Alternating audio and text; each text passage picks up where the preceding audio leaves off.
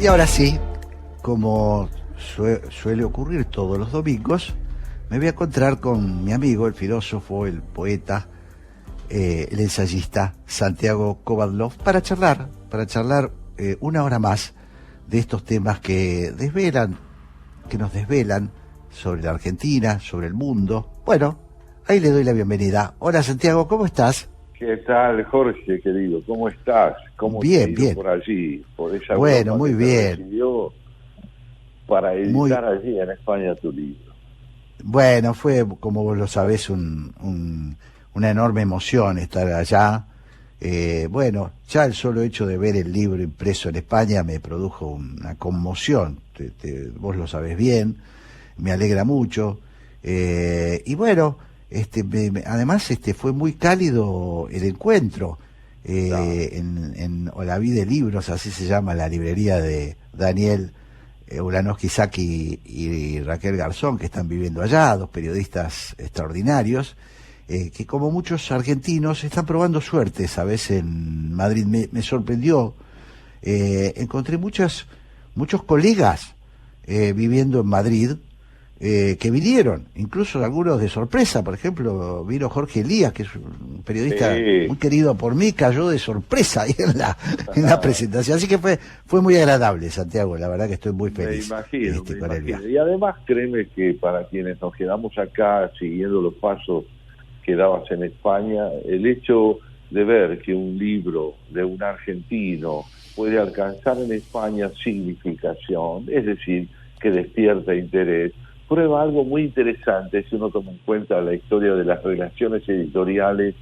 entre España y Argentina. Vos sabés también, como yo, que entre los siglos XV, sobre todo en el XVI, XVII, XVIII, los libros que eventualmente podían escribirse aquí se editaban allá, porque aquí no era tan fácil ni posible hacerlo. Hoy en día tenemos la alegría de ver que lo que hemos editado aquí también se puede editar allá, y que la globalización alcanza una expresión muy interesante en esto de que el tema meditado por un argentino en torno a lo que significa el esfuerzo por salirse del campo del pensamiento autoritario puede despertar también en España interés y el deseo de difundirlo. Así que en ese sentido, para quienes hacemos pie con vos, como bien te decía Ceci al comienzo del programa, es una gran alegría que esto haya sido así. Bueno, te agradezco mucho, Santiago, te agradezco mucho. Sí, bueno, y después compartir con vos sí. No, estaba simplemente complementando con una idea que vos mismo me has dado antes de partir, que es la idea de que, bueno, que lo que ahí se habla en este libro, si tiene alguna chance, es que se habla de una religión universal, y por lo tanto el comunismo fue una religión universal, por lo tanto es muy parecido. Las taras son muy parecidas en Argentina que en España y que en todo el mundo, porque justamente tenía esta característica, ¿no?, de religión universal, ¿no? Hasta las mañas, yo siempre cuento que cuando fui a Moscú, no sé si lo hablé con vos, cuando fui a Moscú cuando era adolescente, a los 17 años, los dirigentes del Partido Comunista Argentino, Santiago, tenían la costumbre de sacarse el reloj cuando empezaba, el reloj pulsera, cuando empezaba una reunión se sacaban el reloj, porque era una forma de controlar los tiempos de las entrevistas, ¿no? Era una pavada lo que estoy diciendo. Pero cuando llegué a Moscú y fui a algunas reuniones, me encontré con que los dirigentes del partido se sacaban el reloj y lo ponían sobre la mesa. Hasta en esas cosas, el sentido de pertenencia común, bueno, era muy grande. Así que esa es, creo, la chance que tiene un comunista español, un ex comunista español, o aquel que haya conocido el proceso de la izquierda española, o los rebrotes de izquierda española que hay hoy, pueden sentir que este libro quizás les es afín, ¿no? Claro, creo yo que está señalando muy bien dos formas de globalización posible. Una generada por la universalización de las ideologías, la otra por el esfuerzo de una integración equitativa entre países que sin duda son distintos, puesto que los poderosos no son necesariamente los más débiles, todo lo contrario, pero que hoy plantean la necesidad de una integración que no se haga sobre la base de una hegemonía despótica que termine, digamos, con los derechos de los más débiles, sino que al mismo tiempo reconozca la necesidad de mayor equidad, ¿no? Esta demanda de la democracia me parece que permite redefinir de otra manera la idea de lo global. Y te lo digo porque vos empezabas el editorial, lo comenzaste con una frase que me llegó mucho. Decías, pensar en el mundo que queremos es indispensable, pensar en el mundo que necesitamos. Y ese mundo que queremos y necesitamos no es ciertamente el que en tantos aspectos todavía sigue teniendo vigencia y que nuestra amiga Norma Morandini supo plantear maravillosamente en el editorial publicado en El País. ¿Por qué lo digo? Y bueno, porque es cierto, hoy estamos de fiesta, Qatar es la fiesta del fútbol, pero Qatar es también el escenario de lo siniestro, es también el escenario de lo que de alguna manera está evidenciando, ¿no?, la intrascendencia de los derechos humanos, ¿no? Está permitiendo que nosotros podamos tomar conciencia de que la persecución a las mujeres, a los inmigrantes, a la libertad de expresión, también habla de Qatar y nos plantea esta pregunta tremenda acerca de cuáles son los límites para elegir un lugar donde se despliegue una de las aventuras fundamentales de la alegría colectiva que es el deporte, ¿no?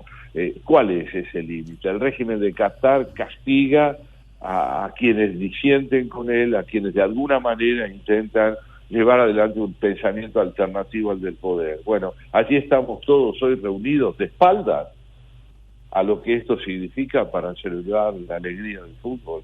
Me parece que es algo que no podemos dejar de considerar sin subestimar en nada lo que pueda ser la alegría del deporte, como digo, pero que no podemos obviar, ¿no?, el hecho de que esto está teniendo lugar allí donde pareciera que lo que más debería importarnos, que es la integración en el campo de la equidad y los derechos, no tenga lugar.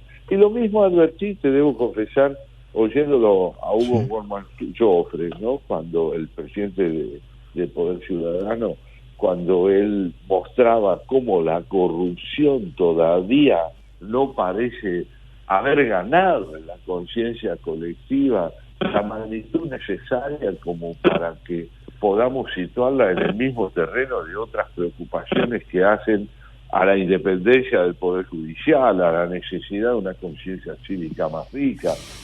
Corrupción es lo que vemos en Qatar, corrupción es lo que vemos en la Argentina. El poder político asociado a la corrupción no deja de ser, ¿no es cierto?, la expresión de una impunidad verdaderamente vergonzosa. Y todo esto, ¿no es cierto?, creo yo que merece que lo consideremos porque es de una gravedad infrecuente, es de una gravedad que cuando se pone de manifiesto en conjunciones como esta, donde de pronto el deporte pasa a ocupar el lugar central del interés colectivo y se despliega en un marco tan sombrío y siniestro como lo es este de Qatar para los derechos humanos, bueno, es hora de preguntar cuál es el límite del entretenimiento, ¿no? Esto por un lado. Claro. No sé cómo lo ves vos. Sí, mientras hablabas pensaba en esta doble condición que tienen este tipo de eventos como el Mundial. Ahora voy a hablar desde mi propia experiencia en el año 78 con ese Mundial tremendo, porque es tremendo. Lo que dice Norma es absolutamente así. Yo tuve la oportunidad de cruzarme con gente que había estado en la ESMA y que iban en Falcon a los festejos. Bueno, es horroroso lo que hemos vivido con aquel Mundial. Pero también debo decirte que, y acá le encuentro la otra pata al asunto, que la posibilidad de que estos mundiales sean un llamado de atención para el mundo sobre las violaciones que se producen en esos países también funciona. En la Argentina funcionó a tal punto que cuando vino la Comisión Interamericana de Derechos Humanos de la OEA, que fue simultáneamente al Mundial, permitió que mucha gente que estaba reunida, que no veía y no quería ver, porque están las dos cosas, ¿no? Mucha gente no quería ver. es una cosa doble, ¿no? Se permitió, por eso yo soy cuidadoso, digo, hoy hay un evento mundial que es el fútbol es pasión de muchísima gente. Lo importante no es condenar la realización del campeonato, sino que no cerremos los ojos, que el espectáculo no nos haga no ver, que es un poco lo que propone Norma cuando dice, si hubiéramos usado un crespón negro, bueno, no resolvimos nada, pero es una forma de llamar la atención sobre las violaciones a los derechos humanos. Es una forma de decir, miren, estamos jugando porque el juego no se detiene, pero les queremos decir que hay una deuda pendiente con la humanidad, ¿no? Me parece que ese es un poco el sentido, ¿no? Bueno, me parece que se ha interrumpido, ¿no? La conversación, sí me está... Tenés mucha razón en lo que se refiere a este doble significado de estos episodios, ¿no? Hacer un mundial en países de tan escasa estructura ética en el campo de lo que es la concepción de la convivencia también sirve para denunciarlo. Pero creo que esto coincide notablemente con una expresión de Diego Golombek cuando dice que innovar es mirar con otros ojos, ¿no? Nos enseñaba recién Norma Morandini en tu editorial a mirar lo que en principio pareciera escapar a nuestra atención. Y Diego Golombek, cuando nos dice que la ciencia nos enseña que la innovación consiste en mirar con otros ojos, nos está diciendo algo fundamental también, porque la innovación en el orden de los problemas sociales y políticos consiste en escapar a la mirada convencional o a la mirada enajenada que solo ve una sola de las caras de la moneda, ¿no? Él dijo algo notable. Vos habrás advertido que él dijo que la ciencia se empeña en hacer algo con lo que traemos de fábrica, haciendo referencia con esto, ha dicho que nuestra estructura, digamos así, genética o nuestra condición de natural, familiar, tal como somos traídos a este mundo, no es un destino, sino un punto de partida. Y me hizo acordar mucho, Jorge, una frase de Sartre, ¿no? Sartre decía, no importa lo que la historia hace del hombre, sino lo que el hombre hace con lo que la historia hizo de él. Entonces esto es algo que atraviesa, creo yo, la reflexión entera sobre el programa de hoy, que es esta idea de hacer algo con lo que la historia hace de nosotros. Si los que organizaron el Mundial aspiraban a que el fervor por el deporte haga olvidar la magnitud de los delitos que se cometen en estos contextos, como el que implica la organización incluso por parte de la FIFA de ese campeonato mundial, bueno, no hay olvido. Están las normas Morandini que vienen a recordarnos la otra cara de la moneda, ¿no es cierto? Está tu editorial llamando también la atención sobre eso, ¿no? Y por último decirte en relación al programa de hoy, puesto que quiero hablar después con vos sobre la responsabilidad de los intelectuales, y en este rubro incluyo desde los periodistas hasta los pensadores políticos y los filósofos, la responsabilidad de los intelectuales, tal como la encara en una obra muy interesante Immanuel Wallerstein, el politólogo norteamericano. Después vamos a hablar sobre esa responsabilidad, pero ya irrumpe el tema en todo esto que estamos hablando, cuando uno se pregunta cómo podemos convertir al discurso unilateral en un discurso bifronte que deje ver lo que quiere ocultar y que permita subrayar, ¿no es cierto?, también aquello que la ideología muchas veces se empeña en enmascarar, ¿no? Esto me parece que es muy importante tenerlo en cuenta a la hora de evaluar fenómenos como el que hoy se inicia en ese país tan lejano. Interesantísimo. Si te parece, vamos a escuchar un tema y largamos a la vuelta de ese tema con estas reflexiones. Muy bien, hagámoslo. Vamos. Bueno, ya estamos, Santiago. Vamos entonces a encaminarnos hacia el rol de los intelectuales, ¿no? Así lo proponías en esta Así lo conversación. proponía, exactamente en función de los problemas que, por ejemplo, repasamos en la audición de hoy.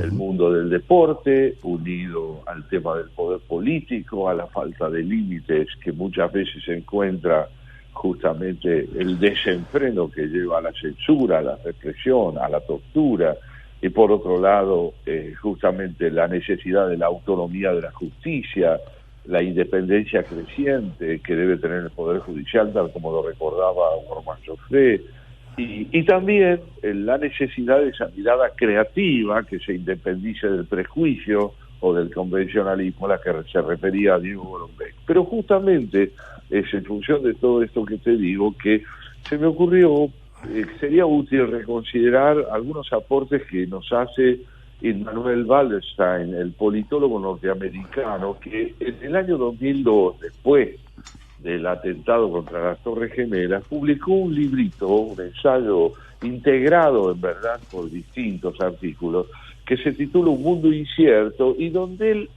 frente a este mundo incierto que nos toca hoy, analiza la responsabilidad del intelectual, de los intelectuales, a quienes él les atribuye una función primordial, que es aproximarse a las complejidades propias de un mundo de transición.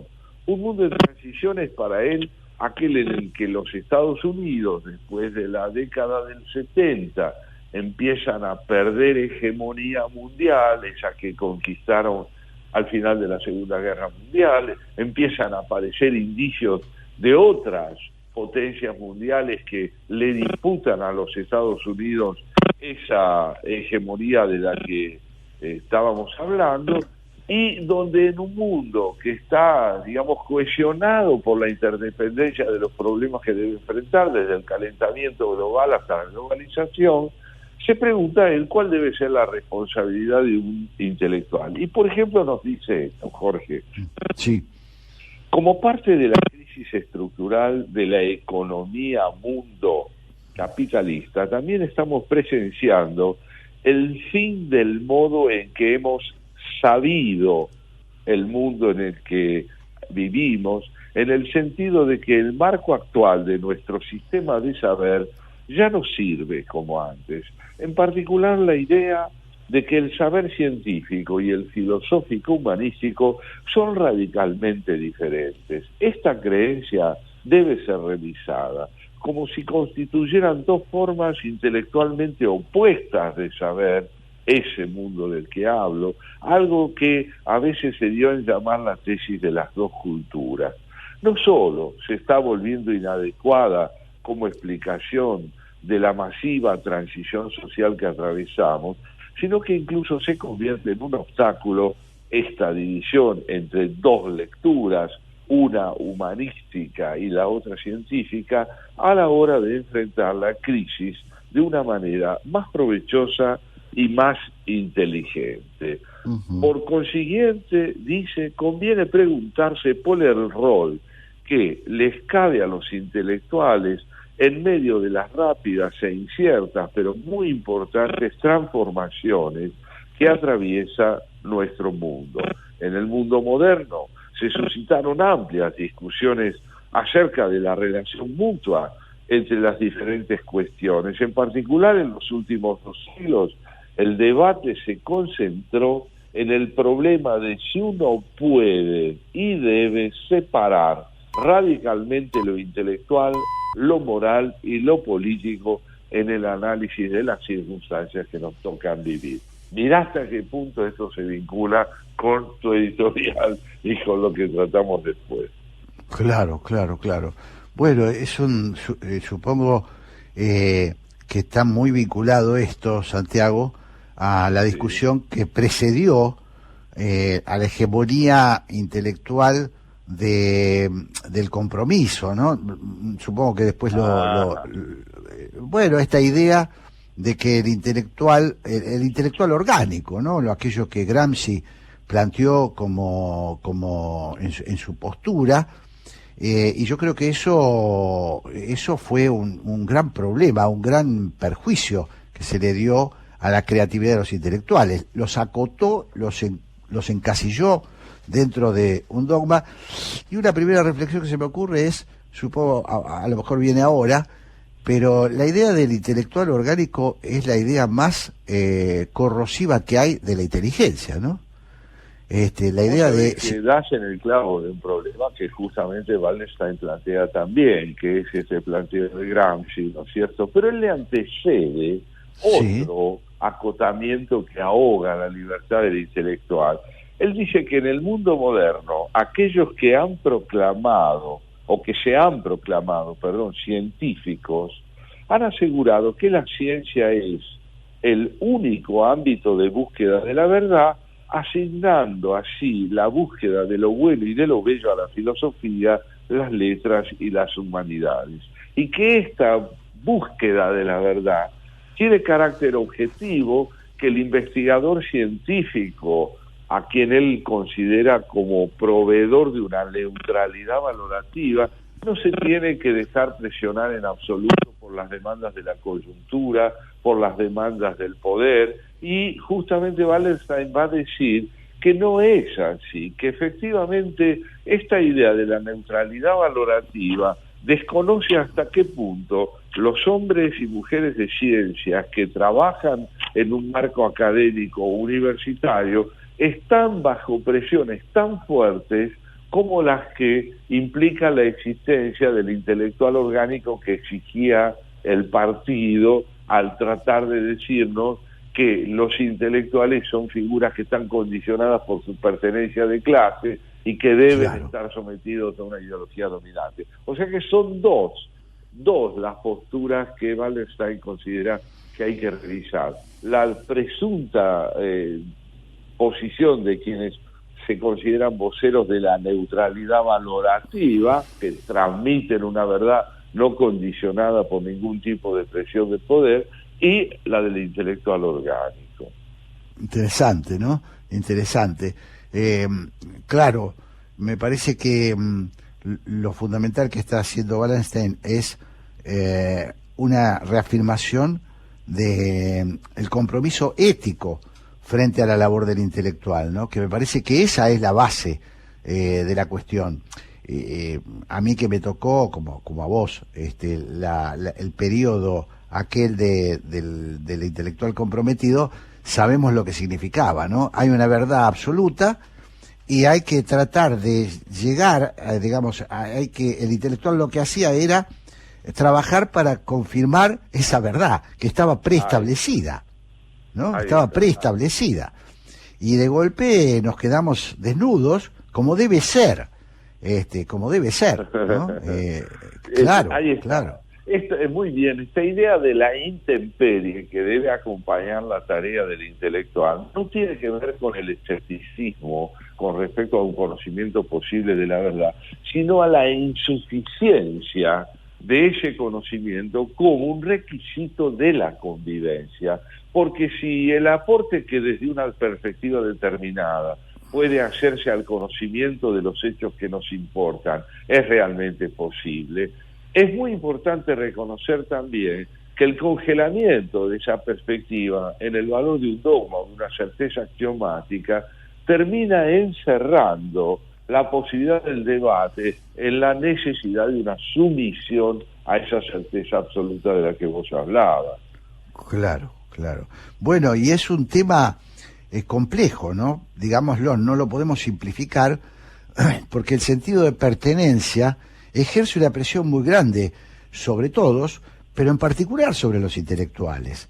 El sentido de pertenencia a grupos, el sentido de pertenencia a tribus, es una, creo yo, de los venenos que pueden inocular los intelectuales si no saben preservarse, ¿no? Si no saben mantener la libertad de su pensamiento.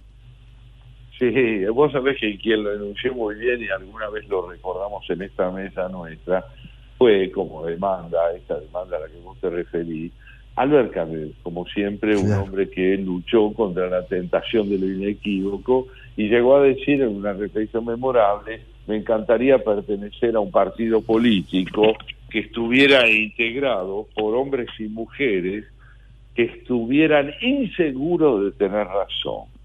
Qué buena definición. Siempre que Es espectacular, espectacular, espectacular. Claro, la Allí duda la como inseguridad, sistema, ¿no? claro. La Claro, duda como inseguridad, sistema. como tema, pero una duda que no nace del escepticismo, sino de saber escuchar, bien atado al palo mayor como Ulises, la tentación de dejarse llevar por el canto de la sirena. Esto Claro. que es tan difícil es a la vez fundamental, ¿no?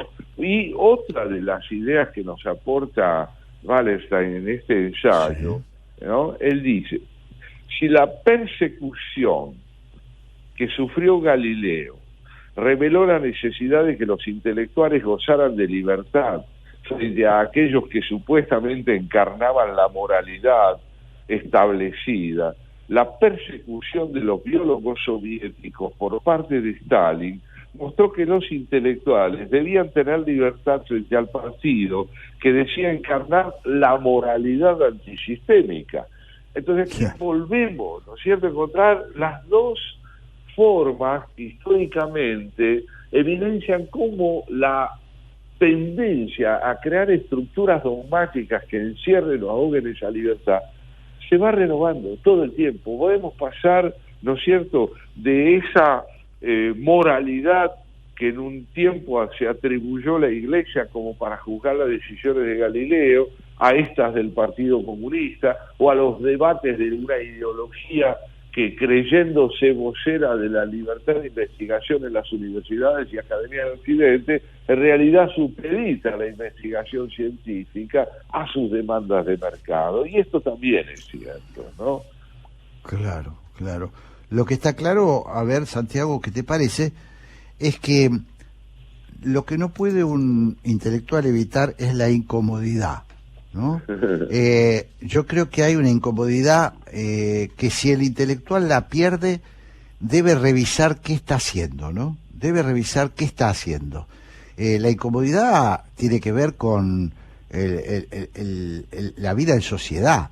La inconformidad frente a la injusticia, la incomodidad frente a lo establecido, me parece que es una clave del trabajo de los intelectuales, de aquellos que de alguna manera ejercemos también la opinión, de que ejercemos el trabajo del ensayo, ¿no? Me parece, bueno, por lo menos me lo digo a mí mismo, ¿no? Cuando me siento me lo decís a mí con razón también. Claro, cuando nos sentimos demasiado cómodos con un conjunto de ideas preestablecidas, tenemos que preguntarnos qué nos está pasando, ¿no? Sí, él justamente coincidiendo con esta idea de que no hay neutralidad valorativa, que eso es un cuento de hadas, y que también claro, el intelectual orgánico es una víctima silenciada en nombre de una presunta verdad objetiva, finalmente nos propone en este ensayo espléndido, dice, hoy el debate nos ofrece poca ayuda si lo vamos a dirimir entre estas dos posturas únicamente, porque estamos frente a una transición que es completamente incierta en cuanto a su resultado. Nos hallamos ante una encrucijada caótica que podría significar la desintegración o la desaparición de nuestro sistema mundo. Necesitamos mejores referencias sobre lo posible y lo imposible, lo deseable y lo indeseable, si aspiramos a conseguir resultados satisfactorios en esa transición, no disociando nunca en el abordaje de esa problemática lo intelectual de lo moral y de lo político, porque de la disociación de estos tres elementos nace una lectura que finalmente termina por prescindir de la responsabilidad de volver a preguntar. Qué interesante, ¿eh? Muy interesante. Estaba pensando, Santiago, ¿vos cómo evaluás el nivel actual de la polémica que se da entre los intelectuales? Porque, curiosamente, luego de haberse quebrado aquel sistema omnisciente, aquellas ideas que predominaron en los años 70, bueno, y antes, ¿no? Desde la guerra, digamos, hasta finales de los 80, ¿cómo, sin embargo, evaluás vos el empecinamiento de algunos intelectuales, muchos intelectuales de nuestro país hemos vivido estos años, bueno, hemos tenido muchos disgustos al respecto, ¿no? De gente que nosotros esperábamos más y que terminó enfrascada en la renovación de dogmas, en la búsqueda de nuevas verdades absolutas. Yo creo que la necesidad de optar por lo dogmático, es decir, por la idea de que el adversario encarna un error global, estructural y completo, mientras que el acierto estaría del lado de una postura propia, esta manera de concebir la posibilidad de alcanzar el discernimiento de la realidad que vivimos, tiene como característica el odio al hecho de que el pensamiento y la cultura democrática busca siempre consensos donde el dogmatismo fatalmente impone una verdad vertical y única. La palabra única es la pasión de aquellos que encuentran en el consenso el riesgo permanente de no monopolizar la verdad ni la razón. Hay un riesgo y ese riesgo sin duda es doloroso, pero mucho más doloroso y creo yo peligroso es presumir que uno ha podido finalmente superar la discontinuidad entre el pensamiento propio y la verdad, la imposibilidad de que esa relación entre reflexión y verdad tenga siempre un carácter hipotético que lleva a la búsqueda de consensos provisionales. Fíjate vos en la Argentina cómo el pensamiento dogmático en el orden político termina por ser reiterativo, porque no está expuesto a la polémica ni al debate. Claro. Bueno, yo creo que ahí hay un instinto que hay que combatir en uno mismo, porque las certezas son confortables. Yo creo que hay un problema, que las certezas son confortables, dan cierto confort, y eso me parece que nos obliga a nosotros a una permanente lucha, pelea con nosotros mismos, ¿no? Para evitar el que muera la duda, que muera la pregunta. Claro, que muera la pregunta. Esta reconsideración del papel de la pregunta me parece a mí que es fundamental desde el punto de vista incluso epistemológico, es decir, ¿qué son las preguntas? Las preguntas evidencian el estado de deterioro de un sistema de respuestas. Las preguntas sintomatizan la disfuncionalidad de un sistema de respuestas disponibles. Entonces, en esa medida, ahogarlas es tratar de renegar de esa pérdida de eficacia interpretativa que tiene un sistema de respuestas que, a fuerza de insistir en no perder vigencia, desconoce las circunstancias que le exigen un cambio, que le piden que se transforme. Fíjate vos que cuando Wallerstein nos propone tomar en cuenta en el análisis del presente que vivimos necesidades intelectuales, morales y políticas en forma simultánea, está tratando de evitar un espejismo que es que los intelectuales se refugien en una teorización abstracta ajena a la experiencia, que la dimensión de lo moral sea eludida porque al ser valorativa pareciera rehuir la objetividad de los hechos. Y cuando se disocia lo político de todo lo que tiene que ver con lo moral y con lo intelectual, fatalmente se cae en el autoritarismo más pernicioso para la convivencia. Por eso él termina diciéndonos, pienso que lo primero que los intelectuales debemos hacer es desarmar el mito y reconocer con alguna claridad la situación real. Todos los debates son simultáneamente intelectuales, morales y políticos. Esto implica aceptar las limitaciones de la compleja posición en que se encuentra cada uno de aquellos que pretende escotomizar o dividir la comprensión del problema que exige integración de los tres niveles. Lo político, entendido a la luz de la convergencia con lo ético y lo intelectual, invita a un debate que no debe tener fin, pero sí puede generar nuevas propuestas. Muy interesante y muy actual, ¿no? Muy actual. Es notable. 20 años tienen estos ensayos. Qué bárbaro. ¿No? Claro, es el centro de nuestro debate actual, ¿no? Es el centro de nuestro... Sí pareciera. Por eso es bueno recordar a estos pensadores, ¿no? que a veces por el hecho de haber publicado hace 20 años uno cree que están necesariamente superados por nuevas obras o nuevas propuestas. En realidad, una problemática se renueva en el plano del análisis que podemos hacer desde el campo de vista del pensamiento, cuando realmente podemos dejar atrás una problemática determinada porque hemos descubierto otro. Es aquella convicción, que te la resumiría así, que plantea la ciencia justamente. Yo creo que el momento en el cual podemos responder bien a un problema determinado con respuestas apropiadas es aquel en que simultáneamente con las respuestas apropiadas que encontramos para viejos problemas irrumpen preguntas nuevas sobre problemas que no sospechábamos. Claro, muy aleccionador, ¿no? Me pareció extraordinario rescatar a Emanuel Wallenstein en este sentido, ¿no? Así que... Sí, así lo es. Siempre tenemos algún valioso invitado a esta mesa y pronto, creo yo, en pocos minutos más los tendremos a Pablo Marmorato, ¿no? Sí, eso es lo que vamos a, ¿te parece? Vamos a un tema y nos encontramos seguramente con Pablo, porque creo que Graciela estaba ahí con alguna indisposición. Vamos a ver, vamos a chequearlo ahora con Pablito, ¿eh? Pero antes escuchamos un tema. Escuchemos algo. Y sí, como anticipamos, está indispuesta hoy.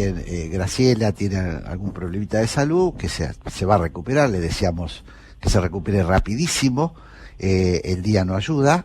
Este día tan húmedo, tan pesado, seguramente le jugó una mala pasada. Así que está con nosotros Pablo Marmorato, ya conectado. Hola Pablo, ¿cómo estás? Muy buenas tardes, ¿cómo Hola, están Pablo, aquí firmes al pie del cañón? Los extrañamos. Bueno, acá estamos de ¿Qué tal, nuevo, Santiago? Pablo. Hola, Jorge. ¿Cómo va? ¿Cómo va eso? ¿Cómo fue eso, Jorge? Bueno, fue muy bien, ya conté un poquito, fue muy bien, Pablo. La verdad que fue un gran acontecimiento para mí, la presentación del libro en Madrid, algunas actividades que hicimos en torno al libro en Barcelona. Bueno, realmente un motivo de gran entusiasmo sobre este libro que salió la edición española, ¿no? Así que todo muy bien, Pablito. Contanos cómo está Graciela.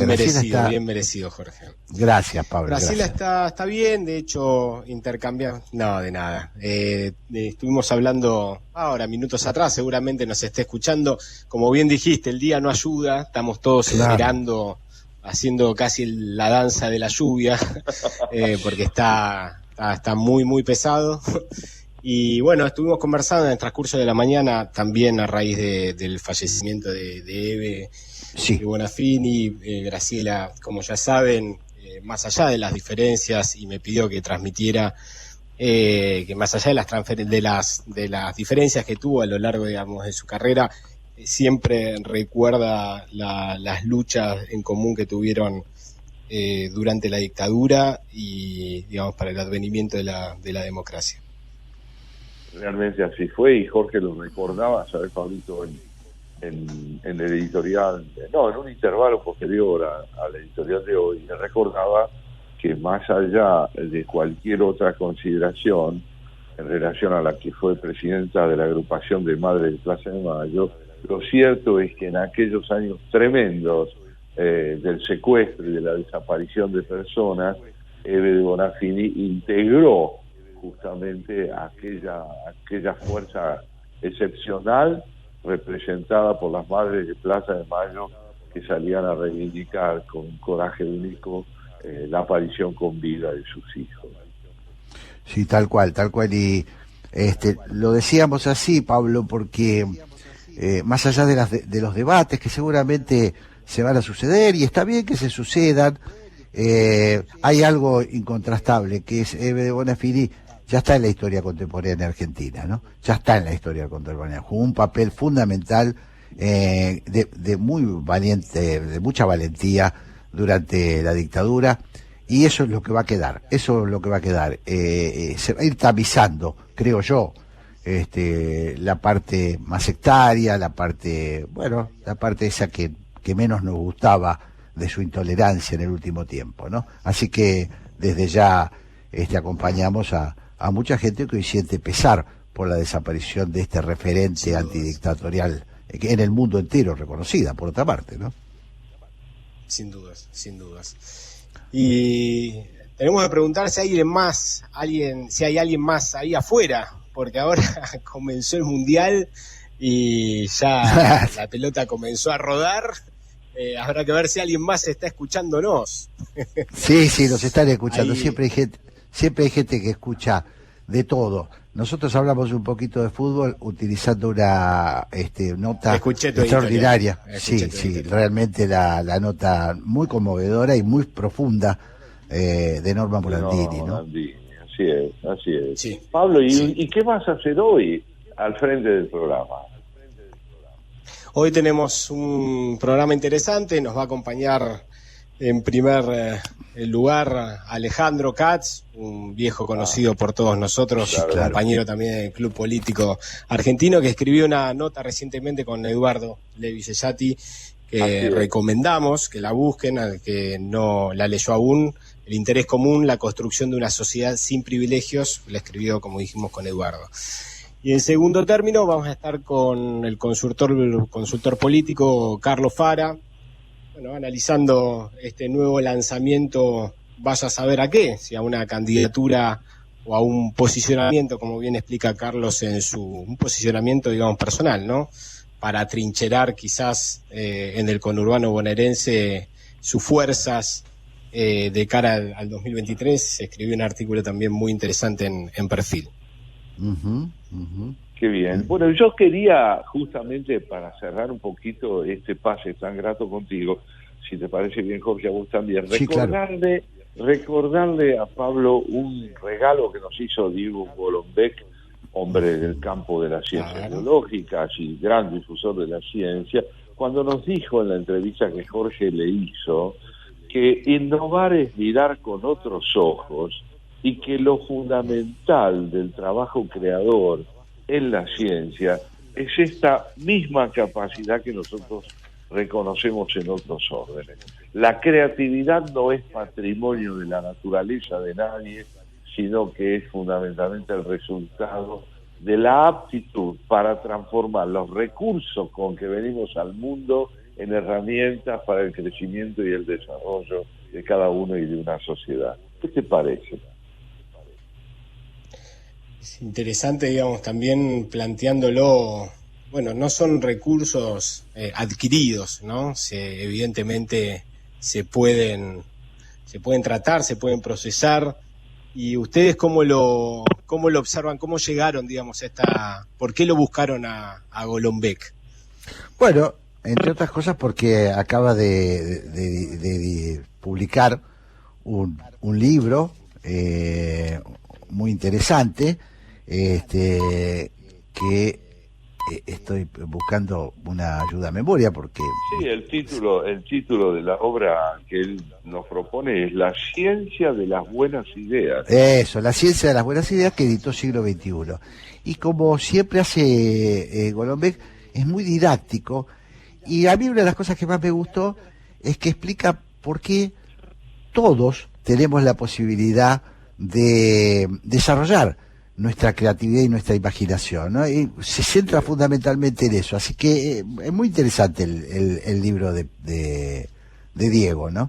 Ese fue lo que nos llevó a la entrevista. Bueno, y ya creo que es hora de que le demos lugar al porqué.